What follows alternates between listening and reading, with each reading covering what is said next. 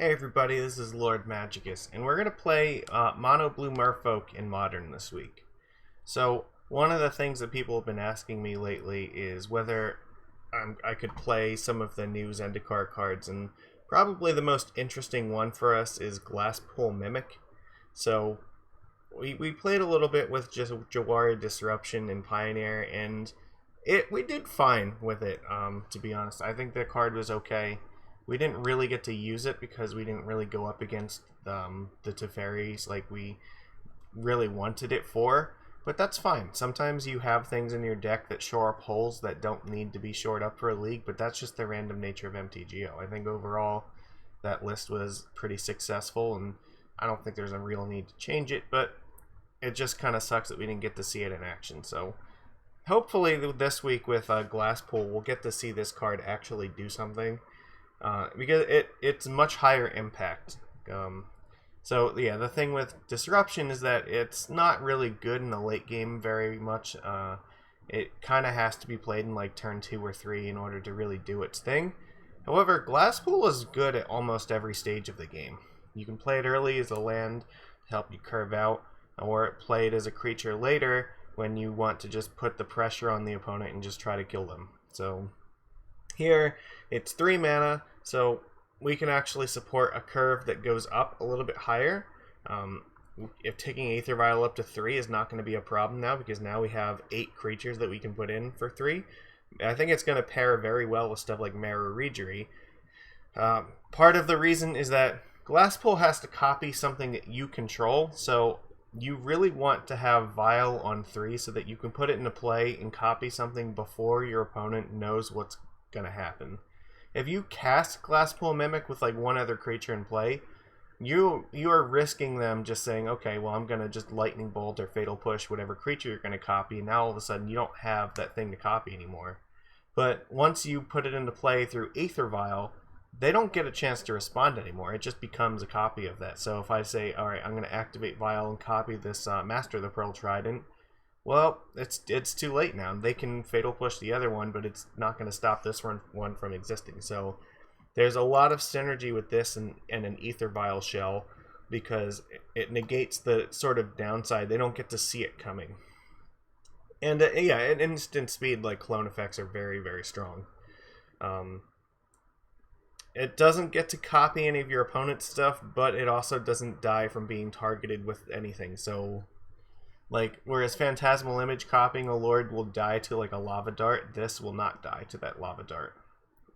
So there's some downside. You don't get to copy, like Worm Coil Engine with it or anything, but it can be a land and help you curve nice. So we should take advantage of that. And one of the things that we can use now, like I said, now we have a bunch of 3-drops in our deck. We have Glasspool and Mara Regery because we are playing a total of 21 lands. We also can put Master Waves in this deck. With 21 lands, it's a little bit easier to support playing Master Waves. One of the problems with having 4 drops and just 20 lands is it's actually sometimes hard to get it out in turn 4. So playing more lands gives you a better chance of actually casting this on curve. And the other cool thing is that Master Waves is very good with this card, because if you copy Master, you're just going to get like a billion more Elemental tokens. And yeah, even if they like remove if they remove Master Waves, you still have a copy of it keeping the elementals alive, so that'll be fine. It's super strong with this, so it supports our curve going up. Ticking Aether Vial up to 3 is not that big a deal. And yeah, I think overall this card's going to be really good. And the other thing that we should mention, this is also a land that in the late game, if we need to, we can pitch it to Force of Negation. Now, yeah, we have 17 actual lands and 4 of the Glasspools. I'm gonna play 4. I think there is an argument where you could play like 3 copies and be fine with that. Maybe play like another Mutavault or something. But since we're gonna play with this card, I want to see what this actually does. So we're gonna put all 4 of them into to test this today. Yeah, but this is a land that can be pitched to Force of Negation. Now, the other thing to keep in mind, though, is it's also a land that can get Thought Seized out of your hand or Inquisitioned out of your hand. So if you're relying on this to be your land drop, you have to be careful because sometimes they might just take your only land drop, and now you have like no hope of ever playing anything at a reasonable time because you might be stuck on one land with nothing else to do. So that's always a risk.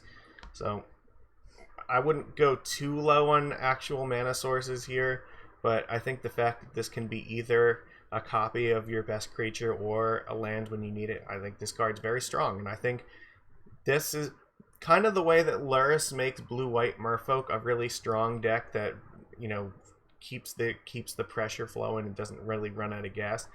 Glasspool sort of does it for mono blue in the same way, where now we're playing like 3 less regular just lands in here, so the threat density is higher in this deck. So even though we don't start with extra cards in hand, it means that of the cards that we're going to draw, less of them are going to be useless lands in the late game. So yeah, in that regard, it kind of acts the same way that Luris does, except this is for mono blue. And this obviously, you take advantage of something like this by playing 3 and 4 drops in your deck. You can't do that with Luris, so there's definitely going to be times where if I want to just jam a bunch of Master Waves and things to copy them, this build is going to be very, very good at doing that. So Luris, you have to play with only 2 drops. So there might be times when, we still want to play with Luris because just having, like a 10 card opening hand is very strong against a lot of decks. But it also means that you're relying on your haymakers to be stuff like Coralhelm Commander, which they can be a little bit slow sometimes, and they're a little bit vulnerable. There's less tricks with that, I'd say. You're kind of more telegraphing what's happening. There's more tricks to this deck where you have like Aether Vial on 3 when you can cast Master, and then when they try to Fatal Push it, you Vial and Mimic. So yeah, it's definitely the 2 builds have some advantages against each other, I'd say. So I don't know which one is better at the moment. I'm still very comfortable with the blue-white list, and I would gladly play it more. But since new cards are coming out, we should go and play with them and see how they do. Now, other than that, I'm splitting Force and Dismembers because I really like having both of these in game 1. Because you never know which one. Like half of the decks, like this card's going to be really good, and half of the decks, the Dismember is going to be really good. And you don't really know what kind of deck you're going to be up against in game 1. So if possible, I like to try to split them.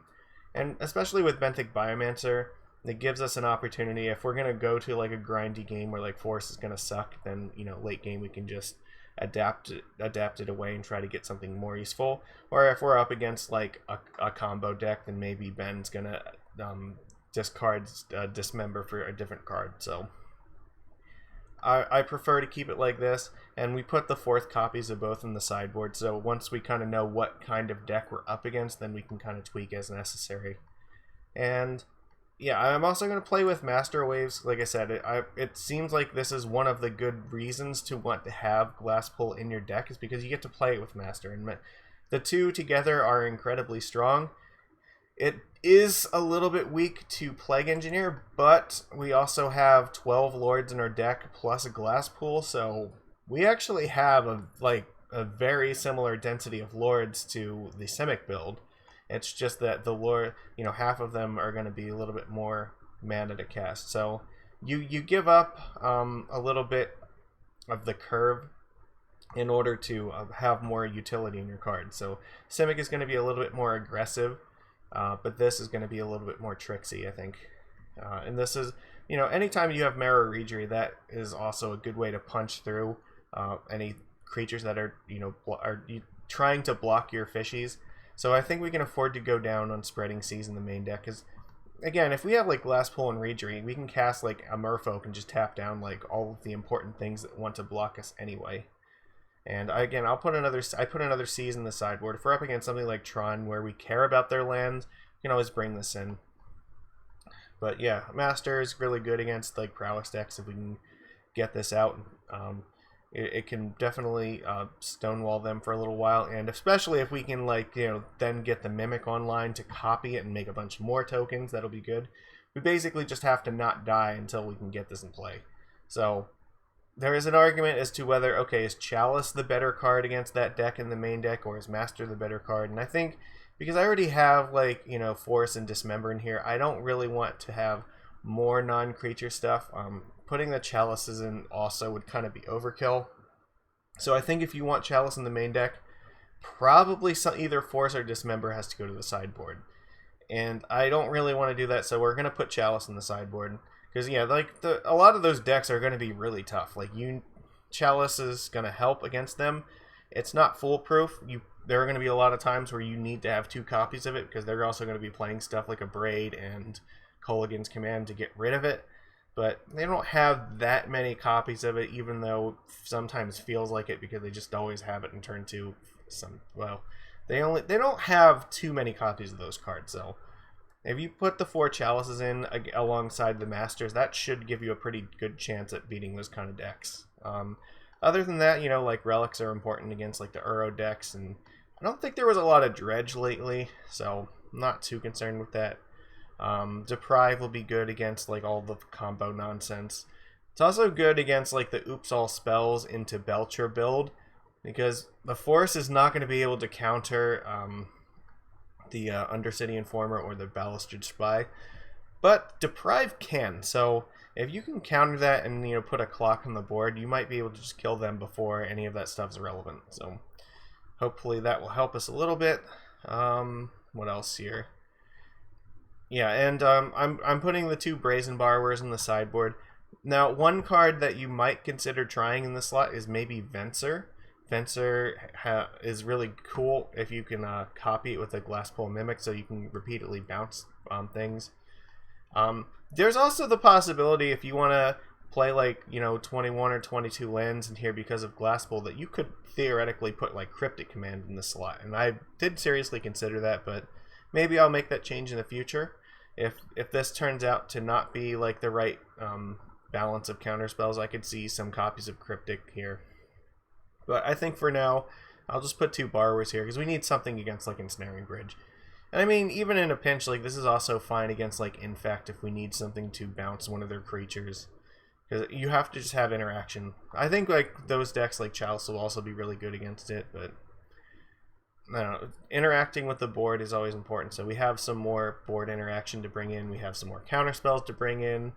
And we have some stuff to, you know, bring in against, like, unfair decks if we want to turn off packs or something, or like the 1-drop decks. You know, we have that Chalice. So I think we're pretty well rounded against most of this stuff now.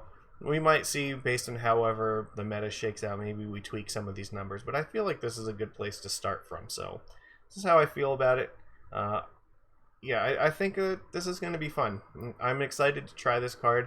They're not very expensive right now, so if I would recommend that you just go out. If you don't have this card, you should probably get it, because I don't anticipate that it's going to get much more expensive than it is now. It's pretty cheap, and it's probably going to stay cheap, but it is a card that I think all of the Merfolk players should have in their toolbox just because of how good it is.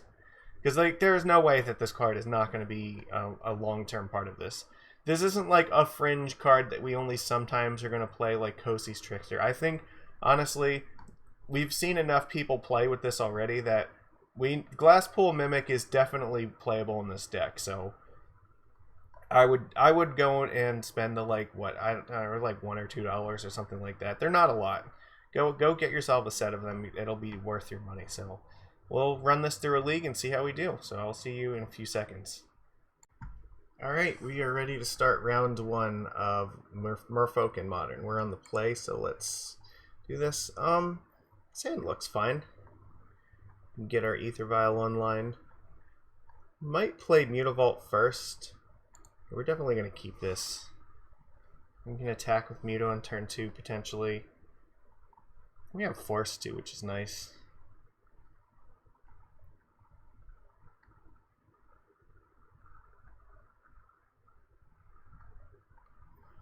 We're up against Dragon Johns. Alright.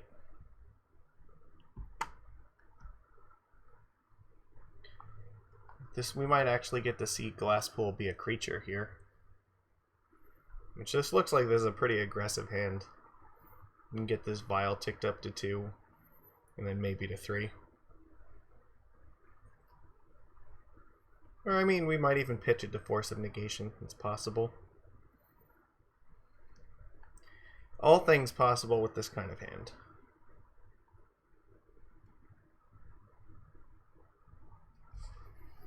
Well, we're waiting on him to decide whether he likes his opening hand or not.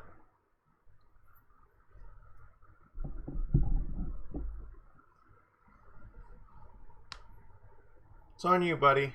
You tell me. You like yours? Because I think ours is pretty good.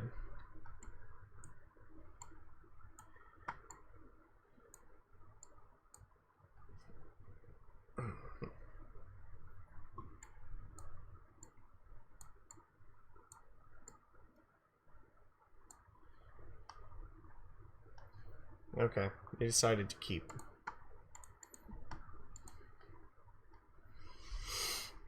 Okay. We are online. So let's see, what do we got here? Swamp? Ooh. Okay. What are you going to do with it? Usually Swamp is going to be a discard spell on turn 1. Lost connection to the game. Oh no. Come on, not like this. Okay, so what could this be? This could be like Shadow. Maybe this is like an 8-rack deck or something. This could be a Prowess deck. They could just be playing like Thoughtseize in turn 1. Could be Jund. I don't know if we're going to find out. I think we probably need to wait till turn 2. So my guess is that any of those decks would just be playing either Thoughtseize or Inquisition on turn 1.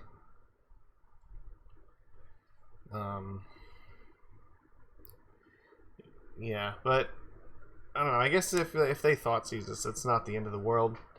Thoughtseize is not going to really do a whole lot. And if they don't do anything and it just looks like they're representing Fatal Push, then I'm probably not going to attack with the Mutavault.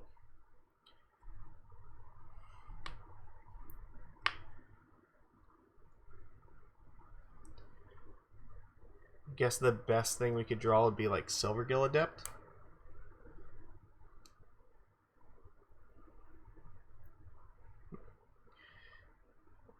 This is not going to look really... I don't know. I hope that, you know, he figures out his connection issue.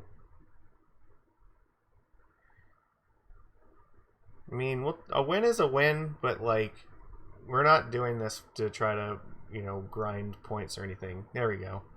We're here to put on a show for the viewers, right? That's what this is all about. So he connected back, so let's see what's going to happen here.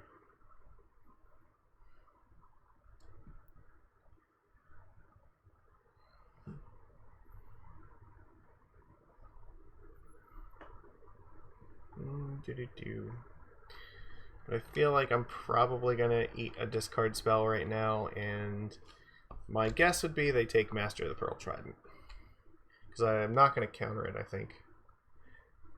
I mean, I could force it, but it doesn't feel like that would be a really good use of my mana. I don't know, maybe. I think I just gotta let him do this.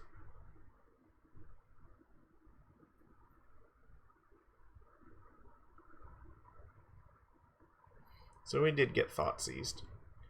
I mean, there is some argument to like force this with Glasspool, but I suspect that it's probably not where we're going to go, and they did take Master, so.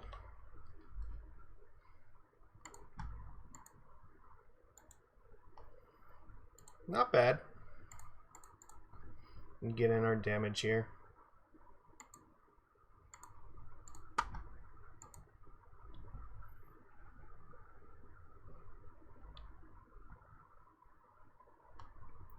So this looks like Shadow, probably. Oh, they're going down to 13. Which means, I guess if we find Trickster, that's pretty good. Master's okay. It's not the best.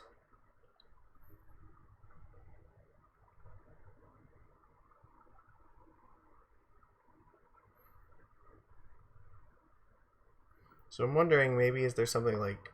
They can't play Scourge of the Skyclaves yet because I'm still at 20, so that's not going to do them any favors. And they can't quite play Death Shadow yet. Interesting. This is a situation where I actually consider countering this. Because I don't want them to cast Shadow right now.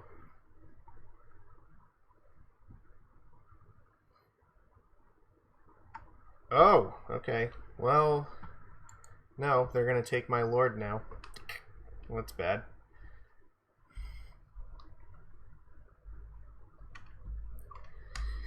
Well, so they did lose the life.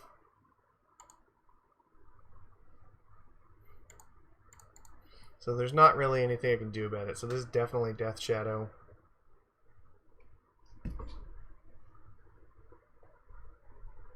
Is there any value to playing the island here? Probably not.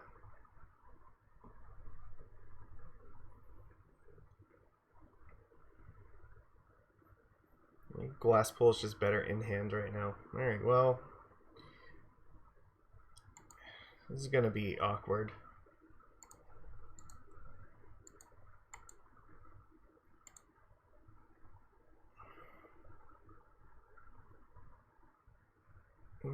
No, I guess I don't think that it matters, because, like, even if I draw another land next... maybe it does, because... I'm trying to think, what happens if they, like, Culligan's Command me? I really want to keep this in hand. It might not actually matter. Alright, I'm going to play it. Because I guess I'm just thinking, if I draw, like, land plus Master Waves, I really want to be able to play it and play the Mimic off the Vial on it. Seems unlikely that's what's going to happen, but alright, Shadow is up.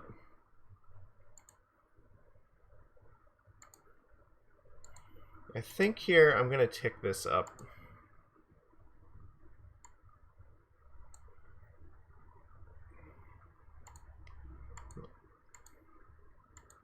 They know I have a Glass Pool in hand. I can actually copy my Mutavault with it. So they put another Shadow and a Dismember in their graveyard.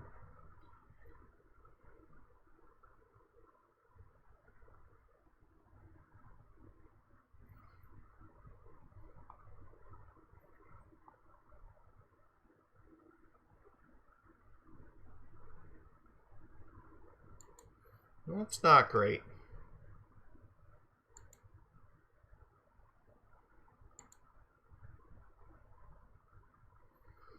I don't think I can afford to do anything about this right now.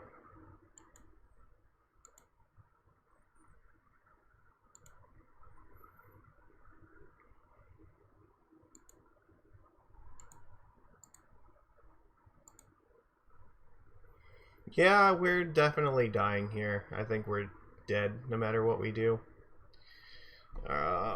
Fuck. I can't do this right now because if they have Fatal Push then and I try to copy the Mutavault, it's not going to work.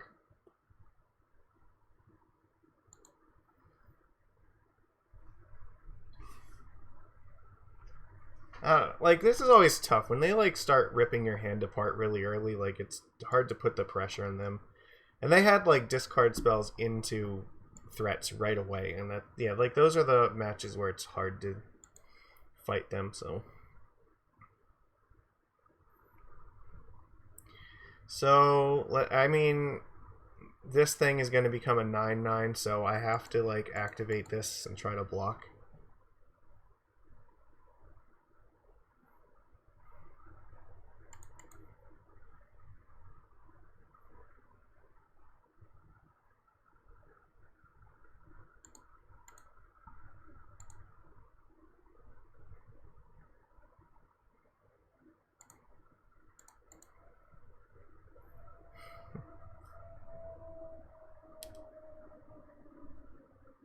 But we're basically just lost here.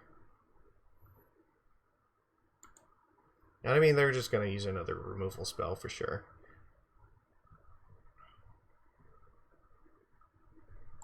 Alright, they had everything. Come on. Against this deck, we need the Dismember. I think we want Relic. I don't really like Spreading Seas against them. And Borrower's fine. And I don't like Force of Negation, really. You have to take out one more thing. Take out a Benthic Biomancer, I guess. Ben's not too good. You could bring in something like Chalice or Deprive, but I don't know. I think this will be fine. Do I want 3 relics? Maybe I only need 2. We can do it like this. There's definitely an argument for 3. I don't know. I'm not sure because they use their graveyard a little bit, but they're not like dependent upon it.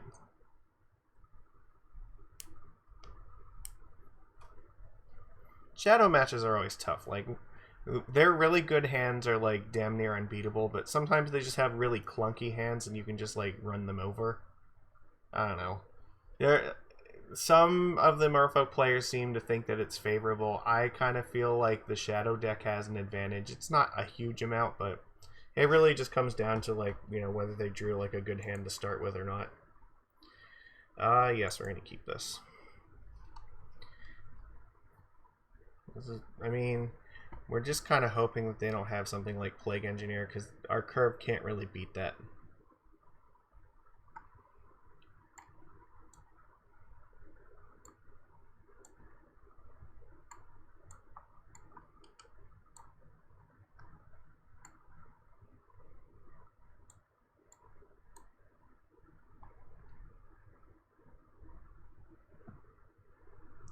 I don't actually know what order it shows our hand to them in. Like, this would be something that's interesting to look up. Like, if I order my hand and they thought sees me, what do they see it in the order I put it here in? Because if they do, I don't want to order it like that.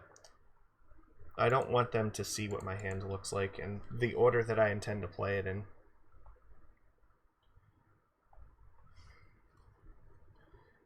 Okay, Bobble.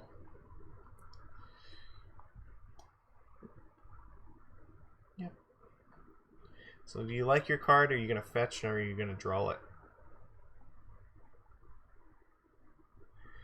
Looks like they did not like it, which means we could be getting Thought Seized here. Oh, Fatal Push. You wasted a Fatal Push on a Benthic Biomancer? That's terrible.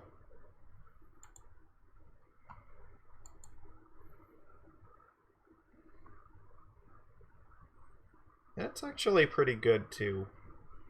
I'm inclined to play that. It's because it gives us more stuff in play to attack with if we need to.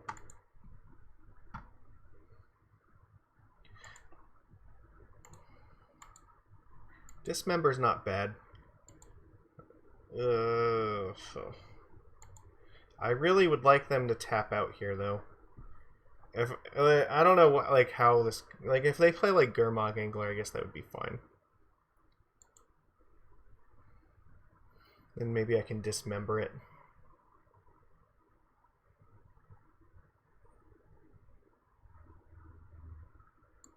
Okay, that works for me.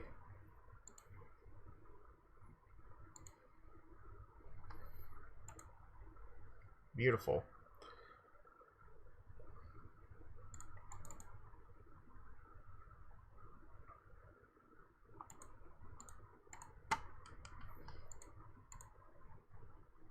Now that I have 2 creatures in play, playing Glasspool isn't as risky.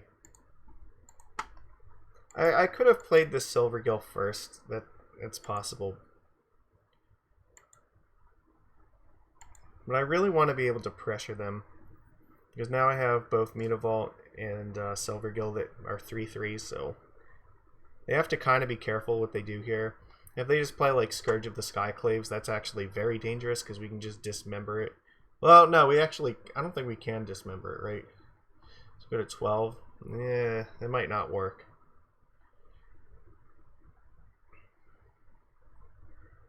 Okay, so it's a 4/4. Oh, that's rough.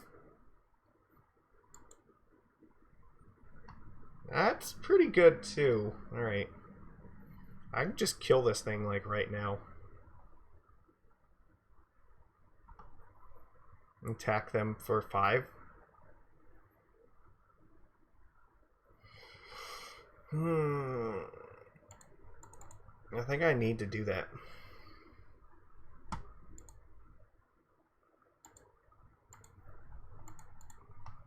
Because now, like, yeah, we're definitely threatening to kill them next turn. cracking that fetch land is super risky.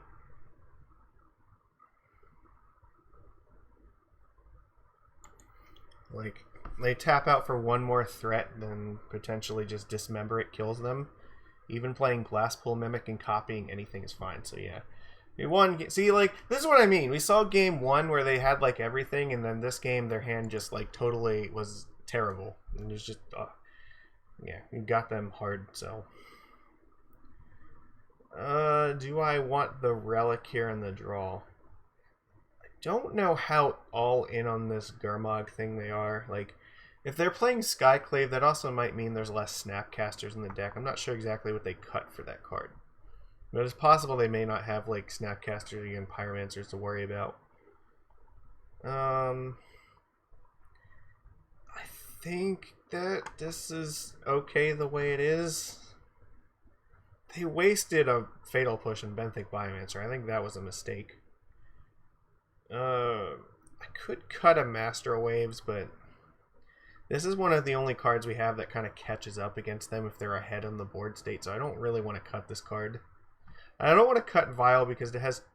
We're too dependent on it for keeping our curve in line. I don't know. Like, I guess I'm going to keep it like this. I'm not sure what I'd want to cut for another Relic. I don't know if we need a third one. So we just have to hope that they have another kind of clunky hand like they had in Game 2. But now that they're going on the play for Game 3, like, an opening hand that just starts with, you know, like Blood Crypt, Thoughtseize is going to be incredibly hard to overcome. I think we have a pretty good hand here to start with. We have the curve where you can go Island Vial and then turn 2, just hold things up. Even if they like Thoughtseize us, it's not that bad. Oh, they mulled a 5. Oh, this seems great. So we have like really good chances now, I think. Because now if they're all in on like a Scourge of the Skyclave, that is not going to get there against Double Trickster. Sure. Take a look and despair. I think they have to take... they took Vial. That's interesting. Like, this is not a Vial hand. Well, that's actually fantastic, because that helps keep them off Gurmag Angler.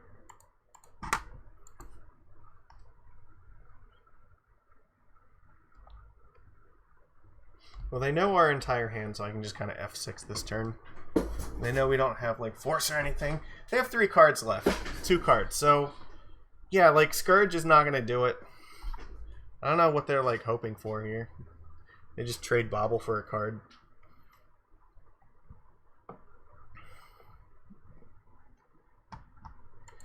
And they can't even play Scourge until we lose some life anyway. So let's do this first. Well, and Silvergill is another fantastic draw. That is exactly what we want to play this turn, because now, even if they use a removal spell for it, like, it doesn't matter. We have already gotten our card off of it, so that's also very good. It'll help us continue to curve out. Maybe they're aggressively trying to get to a Death Shadow right now.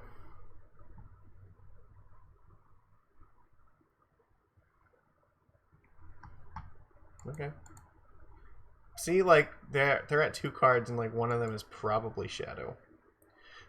Because if it was Scourge, I think they probably would have discarded one. So, I don't even need to do anything, really. Like,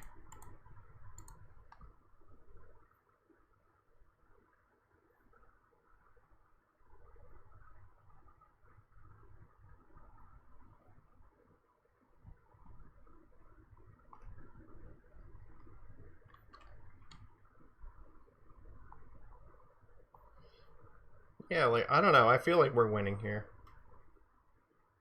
This might be a good opportunity to play, like... What do we actually play here? I could hold up a Trickster. So I still have a Lord, and, like... I think... If I play a Lord here, then I'm kind of forced to play, like, either Mimic or 2 Tricksters next turn. I don't know, I guess... Well, I'm going to play a Lord. Because I think if they have, like, a Shadow or something in hand, I want to use the Tricksters to, like, push past it.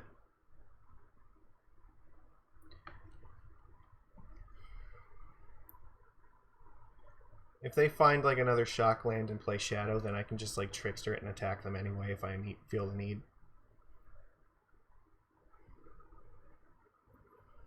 I don't know what they're going to do here. It doesn't seem like it's going to win. Especially because they have Scourges, like these Tricksters are much, much higher value to keep in hand. And I always have the option if they just like tap out or don't have anything, I can play Glass Pull and copy this. Very strong. We have Relic up. I don't think that we're worried about Relic right now, but it seems like it's going to be incredibly hard for them to come back from this. Not impossible. Certainly there are ways to go about doing it. But yeah, this definitely does not seem like a good hand for them. In turn 3, they don't really have a creature in play. Yeah, they're down to 2 cards. Like, yeah, I have no idea what they can realistically hope for. I could even crack this Relic here.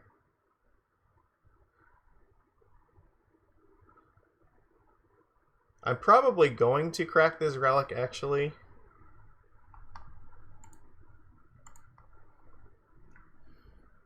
Because I don't want if they're stuck in like Gurmag Angler, I don't want them to be able to do it.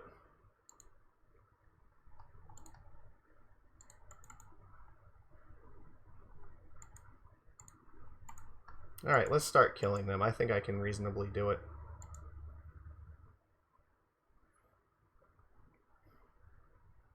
So put him to 10. Next turn I can play Trickster this turn and then like Glass Pull and another Trickster next turn. Like cracking that is extremely dangerous for them. So it looks like they're on Gurmag right now. They're trying desperately to put cards in their graveyard. Like they can actually cast this turn, but if they do, they're dead. So I'm just gonna cast Trickster and then cast Glass Pull. Whatever. Sure, Thoughtseize me. That's not gonna do anything. You already know what the cards are in my hand. You're at 8 life now. They really don't want me to have another Lord, so I think they just lose.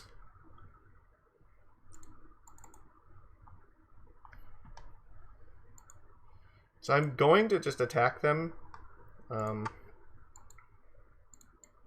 Oops. Alright, well, we win.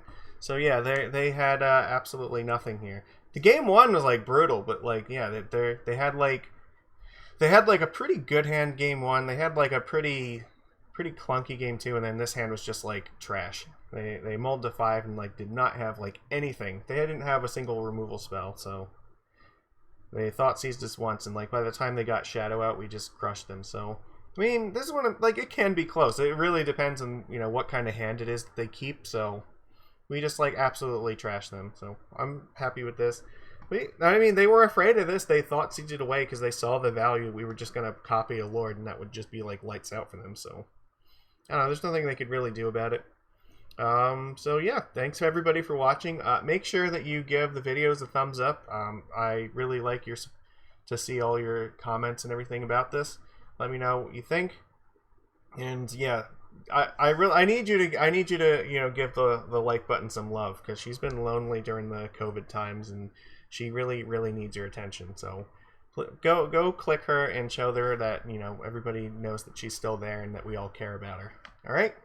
Cool. I'll see you next time. Take it easy, everyone.